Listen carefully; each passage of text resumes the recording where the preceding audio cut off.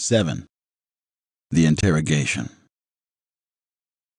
On June 13th, 1994, a little after 1:30 p.m., I found myself in an interrogation room at Parker Center in downtown Los Angeles, talking to Philip Van Adder and Thomas Lang, the two cops who were leading the investigation.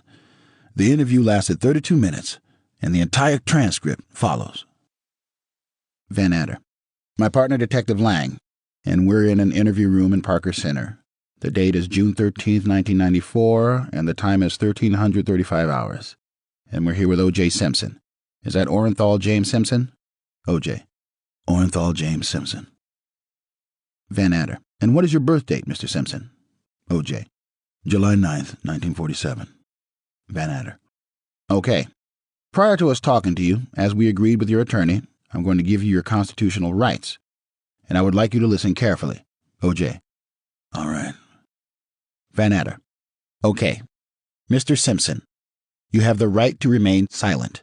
If you give up the right to remain silent, anything you say can and will be used against you in a court of law.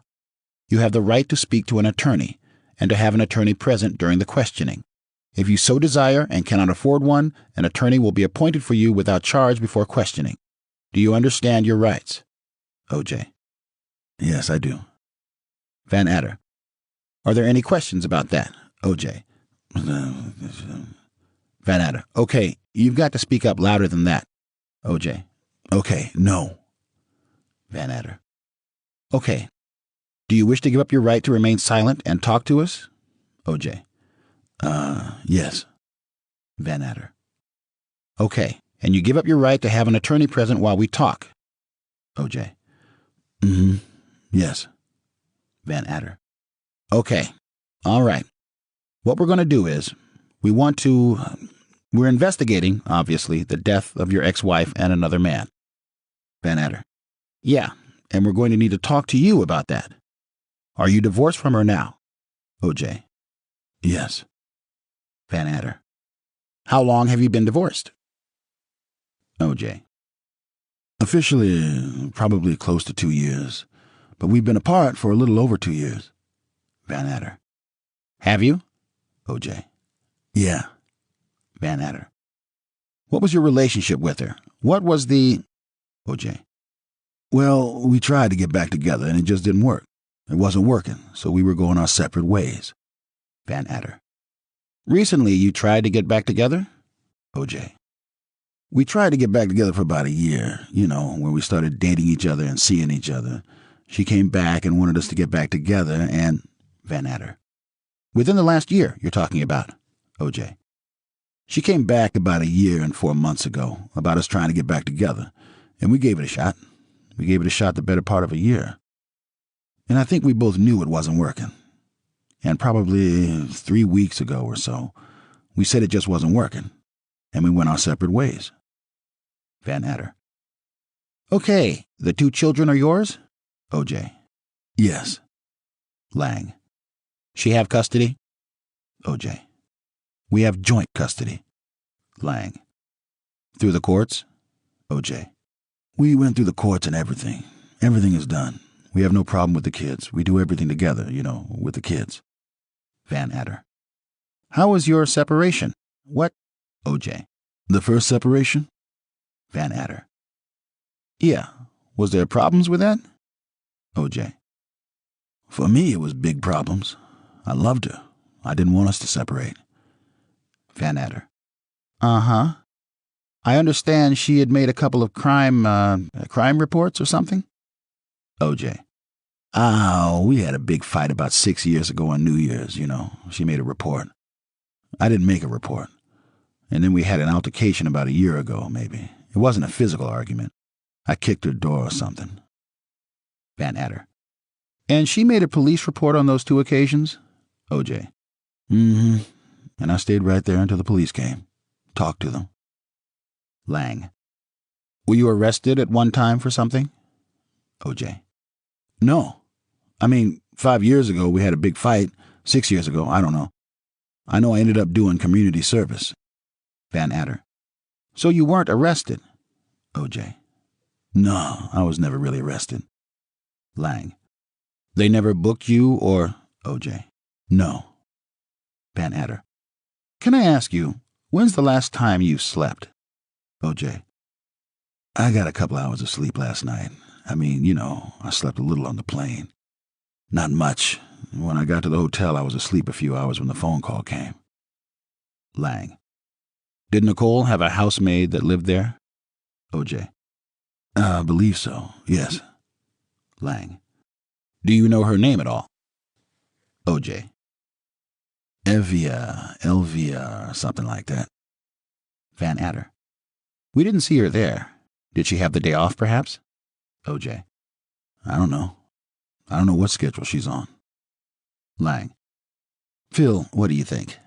We could maybe just recount last night. Van Adder. Yeah. When was the last time you saw Nicole? O.J. Well, we were leaving a dance recital. She took off and I was talking to her parents. Van Adder. Where was the dance recital? O.J. Paul Revere High School. Van Adder. And was that for one of your children? O.J. Yeah, for my daughter, Sydney. Van Adder. And what time was that yesterday? O.J. It ended about 6:30, 6:45, something like that. In the ballpark. Right in that area. And they took off. Van Adder. They? O.J. Her and her family. Her mother and father, sisters, my kids, Van Adder. And then you went your own separate way. O.J. Yeah, actually she left, and then they came back, and her mother got in a car with her, and the kids all piled into a sister's car, and they... Van Adder. Was Nicole driving? O.J. Yeah. Van Adder. What kind of car was she driving? O.J. Her black car, Cherokee, Jeep Cherokee. Van Adder. What were you driving? O.J. My Rolls Royce, my Bentley. Van Adder. Do you own that Ford Bronco that sits outside? O.J. Hertz owns it, and Hertz lets me use it. Van Adder. So that's your vehicle, the one that was parked there on the street? O.J. Mm-hmm. Van Adder. And it's actually owned by Hertz? O.J. Hertz, yeah. Van Adder. Who's the primary driver on that? You? O.J. I drive it, the housekeeper drives it, it's kind of a... Van Adder. All-purpose type vehicle? O.J. All-purpose, yeah. It's the only one that my insurance will allow me to let anyone else drive. Van Adder. Okay. Lang. When you drive it, where do you park it at home? Where it is now? It was in the street or something. O.J. I always park it on the street. Lang. You never take it in the, O.J. Oh, rarely. I mean, I'll bring it in and switch the stuff, and stuff like that. I did that yesterday, Lang. When did you last drive it? O.J. Yesterday. Van Adder. What time yesterday? O.J. In the morning, in the afternoon. Van Adder. Okay. You left her, you're saying, about 6:30 or 7, or she left the recital. O.J. Yeah. Van Adder. And you spoke with her parents? O.J. Yeah, we were just sitting there talking. Van Adder. Okay. What time did you leave the recital? O.J. Right about that time. We were all leaving. Then. Her mother said something about me joining them for dinner, and I said no thanks. Van Adder. Where did you go from there, O.J.? O.J. Home. Home for a while. Got my car for a while. Tried to find my girlfriend for a while. Came back to the house. Van Adder. Who was home when you got home? O.J. Cato. Van Adder. Cato. Anybody else? Was your daughter there, Arnell? O.J. No. Van Adder. Isn't that her name? Arnell? O.J. Arnell, yeah. Van Adder. So what time do you think you got back home, actually physically got home? O.J. 7 something. Van Adder. 7 something? And then you left and... O.J. Yeah, I'm trying to think. Did I leave? I had to run and get my daughter some flowers. I was actually doing the recital, so I rushed and got her some flowers, and I came home, and then I called Paula as I was going to her house, and Paula wasn't home. Van Adder. Paula is your girlfriend? O.J. Girlfriend, yeah. Van Adder. Paula who? O.J. Barbieri. Van Adder. Could you spell that for me? O.J. Barbieri. Van Adder. Do you know an address on her? O.J. No, she lives on Wilshire, but I think she's out of town. Van Adder. You got a phone number? O.J. Yeah. Van Adder. So you didn't see her last night? O.J. No, we'd been to a big affair the night before, and then I came back home. I was basically at home. Whatever time it took me to get to the recital and back, to get to the flower shop and back, that's the time I was out of the house. Van Adder. Were you scheduled to play golf this morning, someplace? O.J. In Chicago. Van Adder. What kind of tournament was it? O.J. It was Hertz with special clients. Van Adder. Oh, okay. What time did you leave last night? Leave the house? O.J. To go to the airport? Van Adder. Mm-hmm. O.J. About, the limo was supposed to be there at 10:45. Normally they get there a little earlier. I was rushing around somewhere between there and 11. Van Adder. So approximately 10:45 to 11. O.J. 11 o'clock. Yeah, somewhere in that area. Van Adder. And you went by limo? O.J. Yeah. Van Adder. Who's the limo service? O.J. You have to ask my office. Lang. Did you converse with the driver at all? Did you talk to him? O.J. No, he was a new driver. Normally I have a regular driver I drive with and converse. No, just about rushing to the airport and about how I live my life on airplanes and hotels, that type of thing. Lang. What time did the plane leave? O.J. 11:45, the flight took off. Van Adder. What airline was it? O.J. American. Van Adder. American? And it was 11:45 to Chicago? O.J. Chicago. Lang. So yesterday you did drive the white Bronco? O.J. Mm-hmm. Lang. And where did you park it when you brought it home? O.J. The first time probably by the mailbox. I'm trying to think, did I bring it in the driveway? Normally I'll park it by the mailbox. Sometimes... Lang. On Ashford or Ashland? O.J. On Ashford, yeah. Lang. Where did you park yesterday for the last time? Do you remember? O.J. Right where it is. Lang. Where it is now? O.J. Yeah. Lang. Where? On... O.J. Right on the street there. Lang. On Ashford? O.J. No, on Rockingham. Lang. You parked it there? O.J. Yes.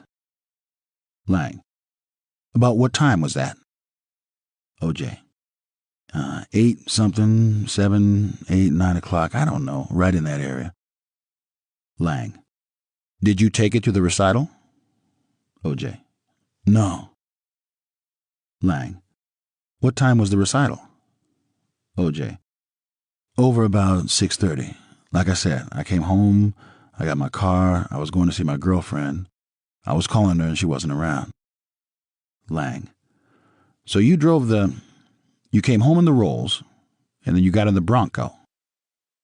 O.J. In the Bronco, because my phone was in the Bronco, and because it's a Bronco. It's a Bronco, it's what I drive, I'd rather drive it than any other car. And, as I was going over there, I called her a couple of times, and she wasn't there. I left a message, then I checked my messages, and there were no new messages. She wasn't there, and she may have to leave town. Then I came back and ended up sitting with Cato. Lang. Okay. What time was this again that you parked the Bronco? OJ. 8 something, maybe. He hadn't done a jacuzzi. We had went and got a burger, and I'd come home and kind of leisurely got ready to go. I mean, we'd done a few things. Lang. You weren't in a hurry when you came back with the Bronco? OJ. No. Lang. The reason I asked you, the cars were parked kind of at a funny angle, stuck out in the street. OJ. Well, it's parked because I don't know if it's a funny angle or what. It's parked because when I was hustling at the end of the day to get all my stuff, and I was getting my phone and everything off it, when I just pulled it out of the gate there, it's like a tight turn. Lang. So you had it inside the compound then? OJ. Yeah. Lang. Oh, okay. OJ.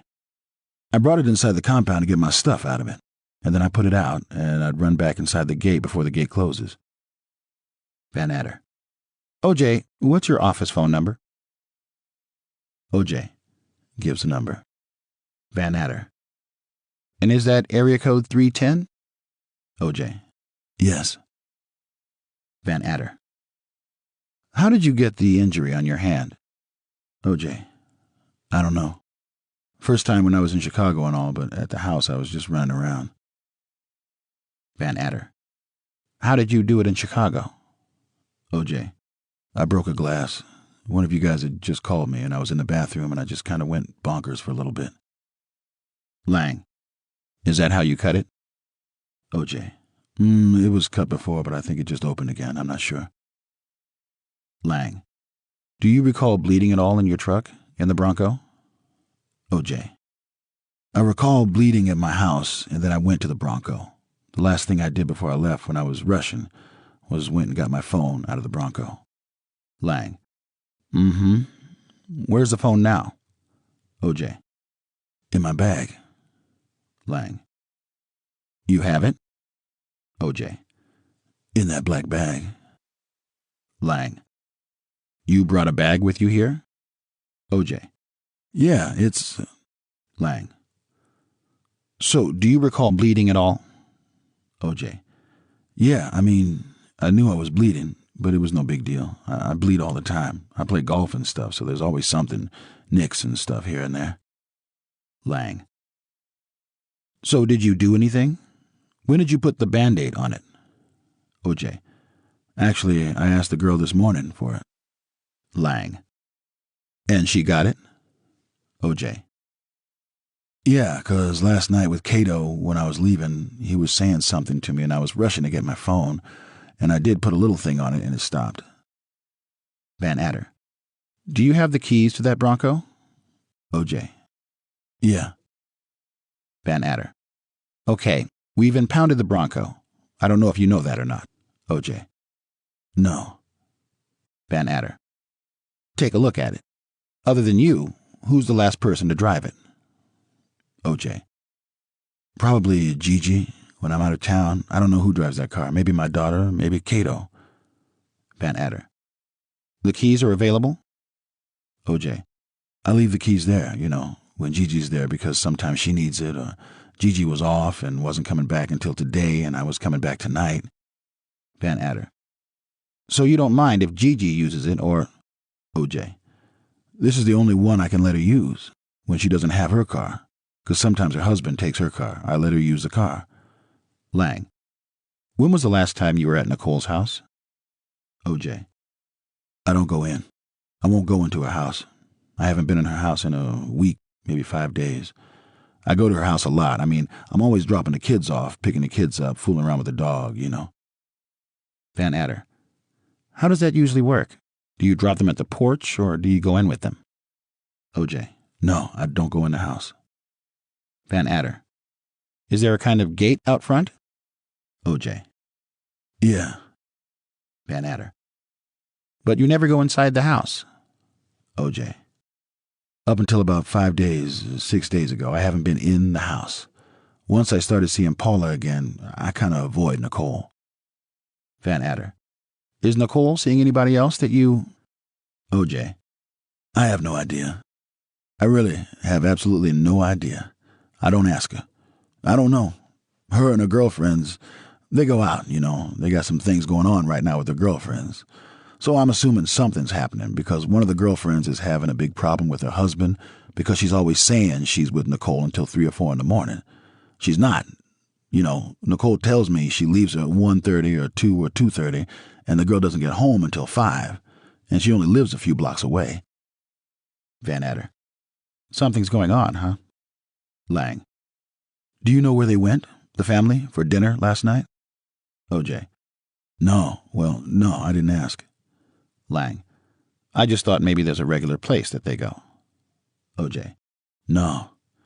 If I was with them, we'd go to Toscana. Not Toscano, Papone's. Van Adder. You haven't had any problems with her lately, have you, O.J.? O.J. I always have problems with her, Our relationship has been a problem relationship.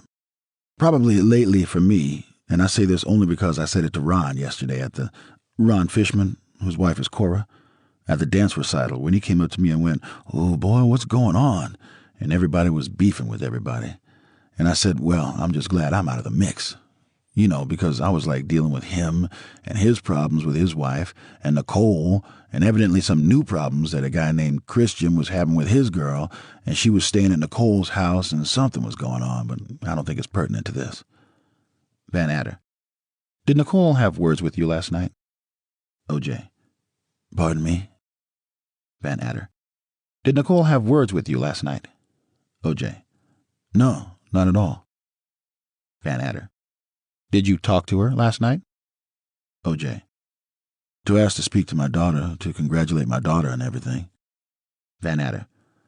But you didn't have a conversation with her? O.J. No. Van Adder.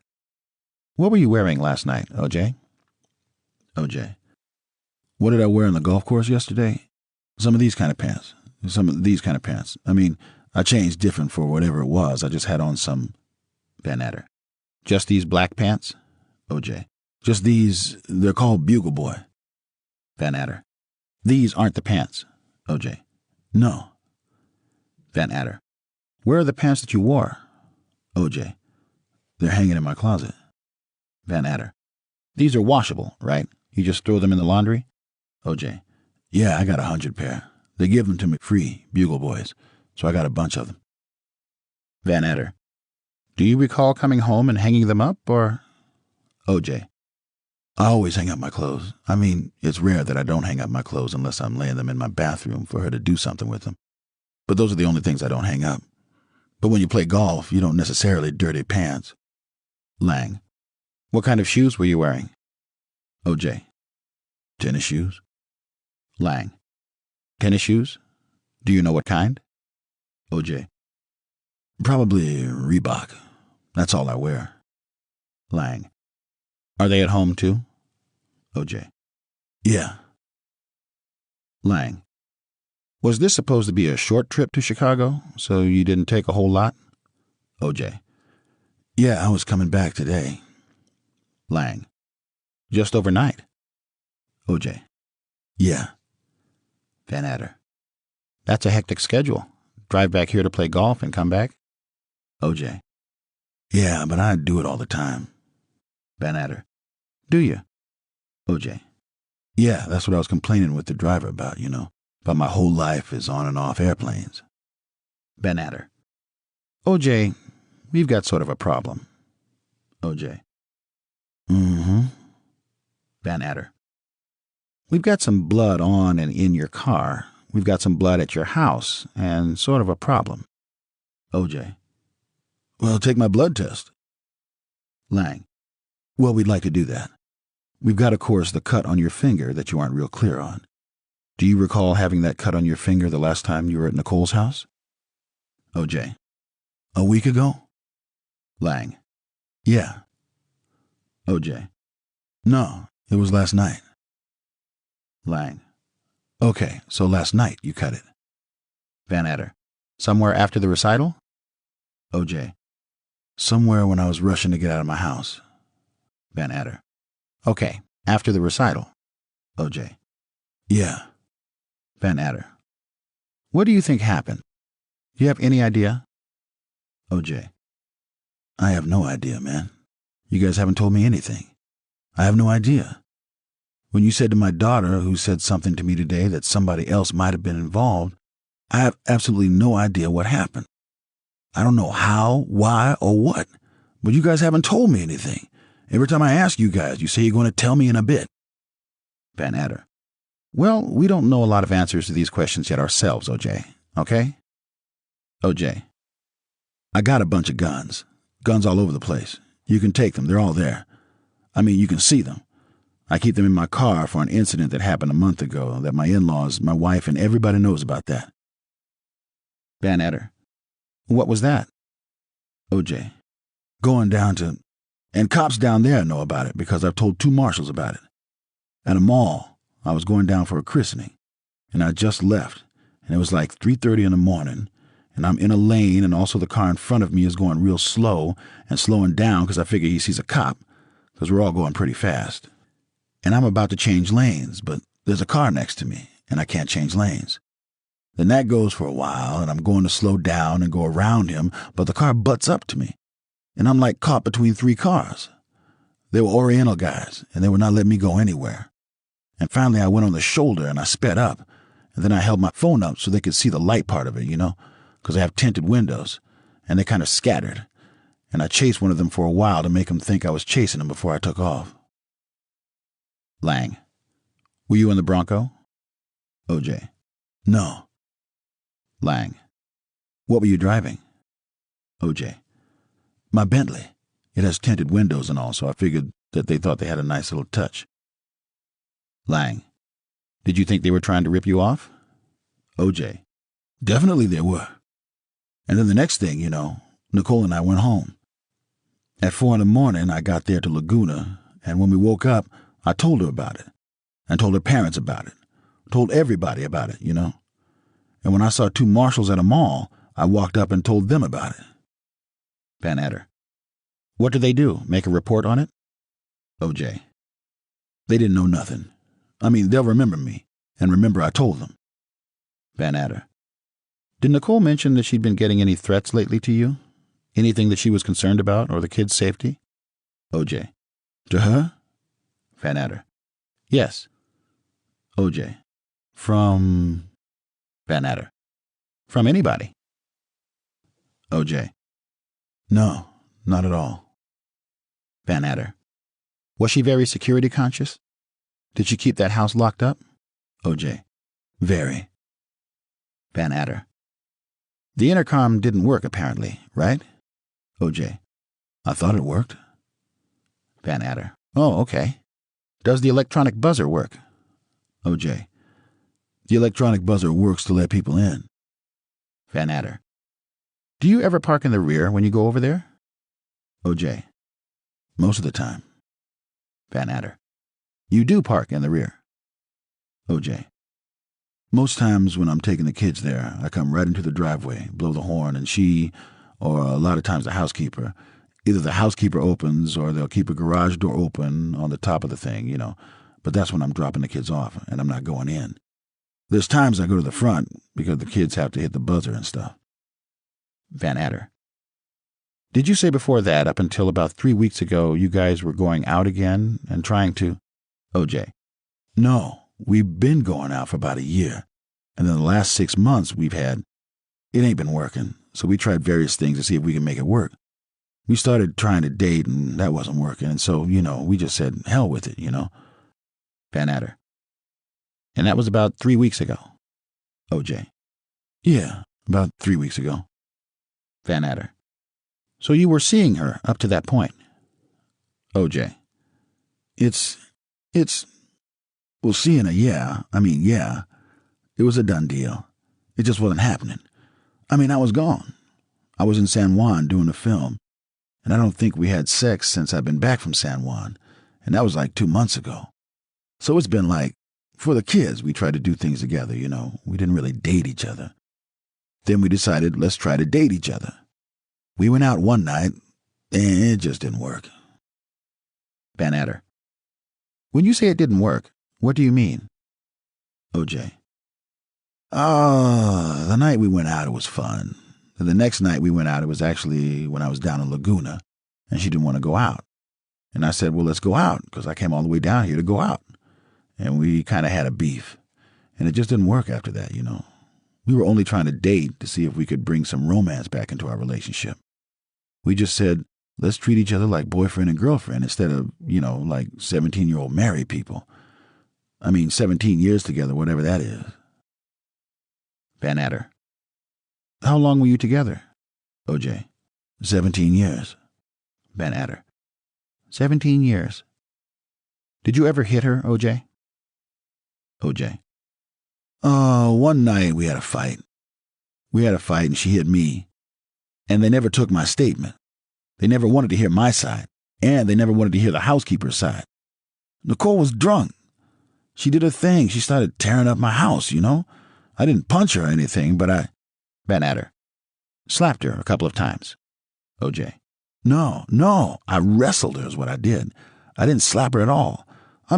Nicole's a strong girl. She's one of the most conditioned women.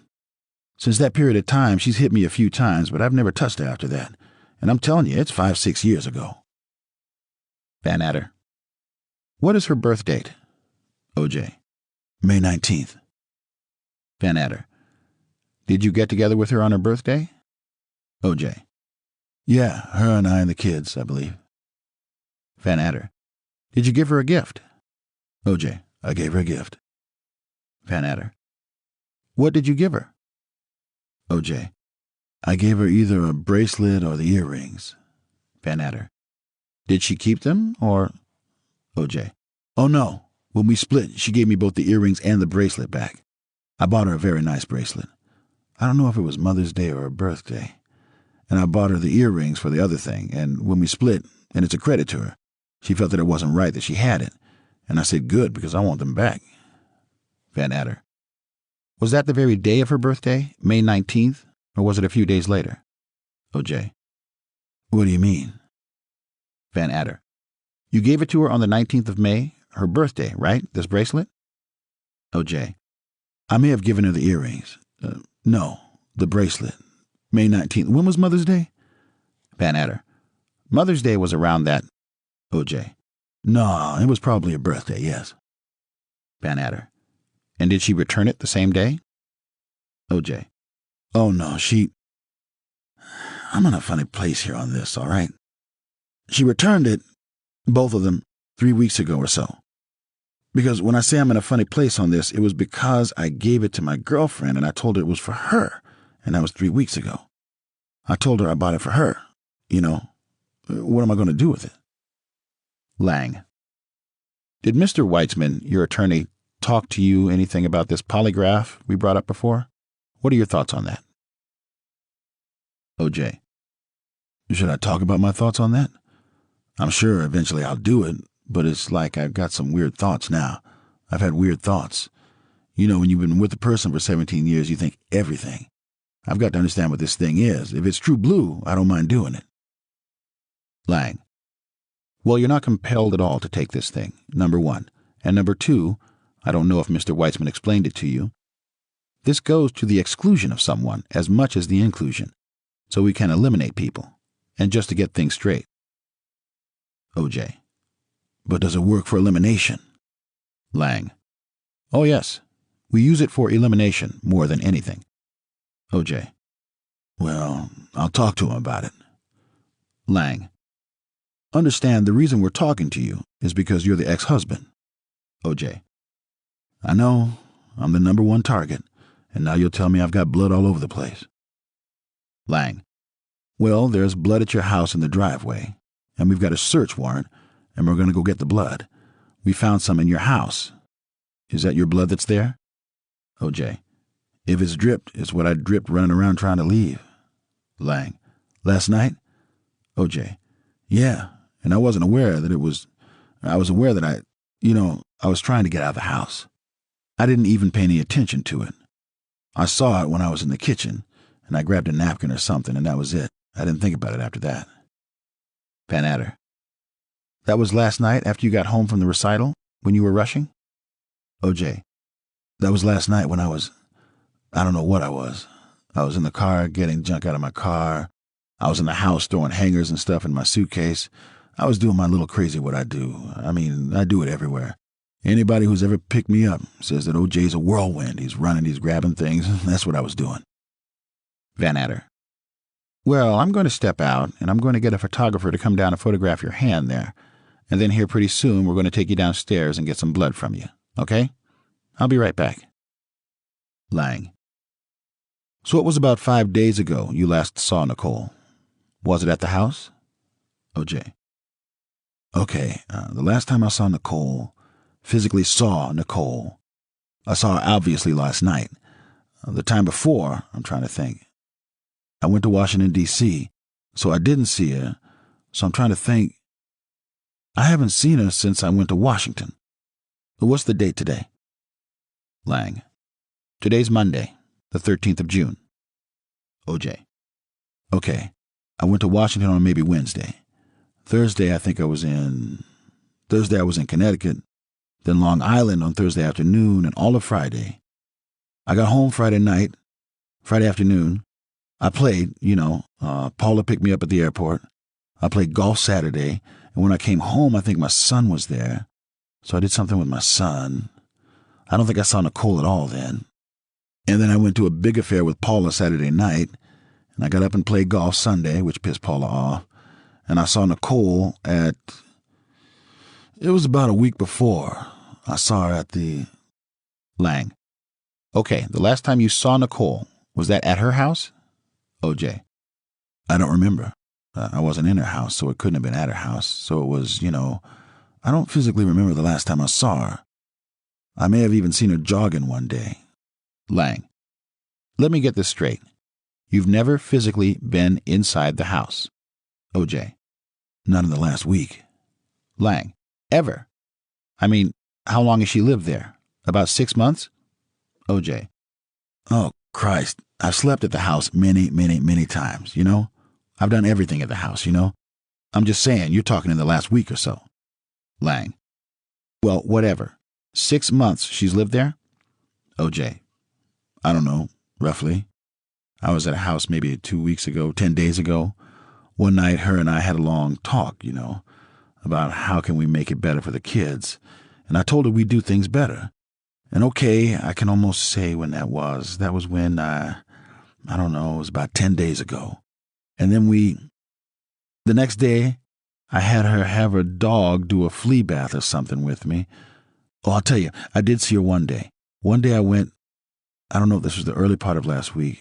I went because my son had to go and get something, and he ran in. And she came to the gate, and the dog ran out, and her friend Faye and I went looking for the dog. That may have been a week ago, I don't know. Lang. To Van Adder. Got a photographer coming? Van Adder. No, we're going to take him up there. Lang. We're ready to terminate this at 14:07. And that was that. We went off to another part of the building. A photographer took a few pictures of the cut on my finger, and the cops gave me a ride back to Rockingham. We didn't say a word the whole way. The press was there when I pulled up, and their numbers had grown. I had to fight my way into my own house, with some of the more aggressive reporters practically trampling each other to get at me. 24 people were waiting for me inside, mostly friends and family, and I greeted them in a complete fog. Bob Kardashian and Howard Weitzman were also there, eager to learn how it had gone at Parker Center. They took me aside and asked me to tell them exactly what I told the cops. I couldn't remember much, but I remembered getting a little flustered when they asked me what I thought had happened at the condo, like I knew more than I was letting on. That pissed me off a little, to be honest, but I felt like I pretty much kept it together. Still, I was sure I got some things wrong. I was especially troubled by all this so-called blood all over the place, and in the Bronco in particular. I thought maybe I'd cut myself in the house the previous night, rushing around to get ready for the flight to Chicago, but I wasn't really clear on how it had happened or exactly when. And I'd recently cut myself in the Bronco reaching for my cell phone charger, but I couldn't remember how recently. And hadn't I cut myself in Chicago when I threw that glass? Or was that an old cut that just got opened up? Christ, it was hard to keep track of things. I don't know how they expected me to remember so much detail when half the time I couldn't remember what I'd had for dinner the previous night or where I was supposed to be later that day. The only thing that mattered was that they believed me. I was 100% not guilty. They had to believe me. That's not the way it looked to the cops, though. They had spent hours going through every room in the house, looking for evidence. And it's certainly not the way it looked on the news. We went into the den and flipped through the channels. The major networks were all over the story, and they all seemed to be saying the same thing. O.J. did it. That really threw me. People were starting to think that I was capable of murder. Worse, the media was starting to dissect my relationship with Nicole, a woman I had loved for 15 years before everything went to hell. I could already see the story taking shape. She was leaving him, and he loved her and wanted her back, and when he realized she wasn't coming back, he went over to her place and killed her. Things were quickly getting out of control. The press interviewed anybody they could get their hands on, whether it was a passing neighbor near the Bundy condo or a cleaning woman up on Ashford. I didn't realize so many people were so desperate to appear on TV, but I guess that's Hollywood for you. I also saw plenty of file footage on Yours Truly, documenting my glory days on the football field, my many years as a football analyst, and my various business successes. But the stories always came full circle and ended on me and Nicole, the young waitress I'd swept off her feet when she was barely 18, the storybook romance that turned volatile and ended in divorce, and endlessly this crazy notion that I wanted her back. Who the fuck were these people thinking they knew anything about my relationship with Nicole? There'd been a time, almost 2 years earlier, when Nicole decided she wanted to separate, and yes, I had fought hard to make her change her mind, but she wouldn't change her mind, and I moved on.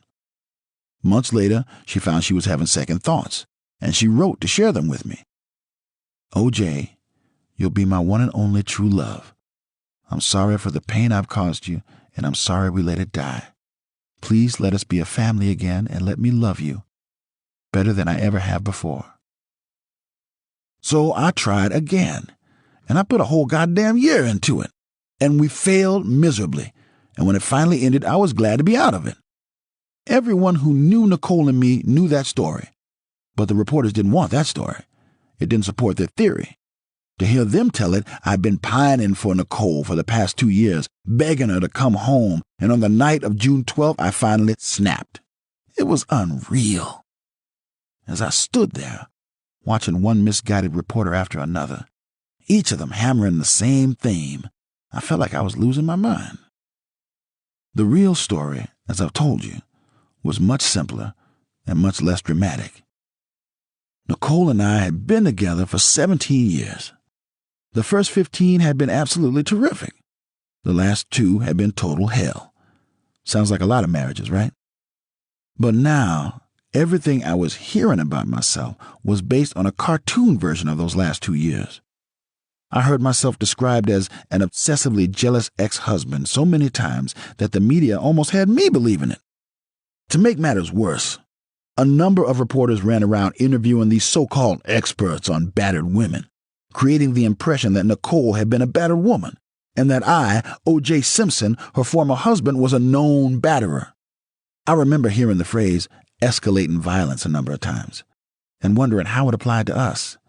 I realized that anyone listening to those particular reports would come away thinking that there had been some kind of pattern in our marriage, that I had repeatedly beat my wife, and that the beatings had become progressively worse. Jesus! I hadn't even begun to mourn Nicole, and here they were, telling me and the world that I'd beat her mercilessly. Whenever I changed the channel, I'd come across a variation on the same theme.